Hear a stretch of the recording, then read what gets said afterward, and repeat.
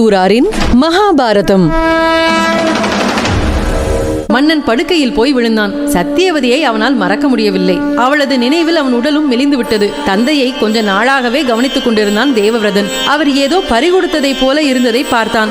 வேட்டைக்கு சென்று வந்த பிறகுதான் இந்த மாற்றம். எதற்கும் சாரதியிடம் விசாரிக்கலாம் என்று அவனை அழைத்தான். சாரதி நடந்ததை சொன்னான். அடுத்த கணமே தேவவிரதனின் தேர் செம்படவர் பகுதியை நோக்கி விரைந்தது. இளவரசர் தேவவிரதன் வந்திருக்கிறார் என்ற தகவல் செம்படவர் தலைவனுக்கு எட்டியது. அவன் ஓடி வந்து இளவரசரின் பாதங்களில் விழுந்து நமஸ்கரித்தான். இளவரசே, தாங்கள் மீன்வாடை வீசும் எங்கள் பகுதிக்கு வந்தது நாங்கள் செய்த நர்பாகியம். இளவலே, தாங்கள் வந்து நோக்கம் தெரிவித்தால் அதன்படி செயல்பட காத்திருக்கிறோம் என்றான். தேவவிரதன் ஆரம்பித்தான். பாட்டனாரே, தாங்கள் இவ்வளவு பணிவுடன் என்னுடன் பேச வேண்டிய அவசியமில்லை. ஏனெனில் நான் உங்கள் பேரன்.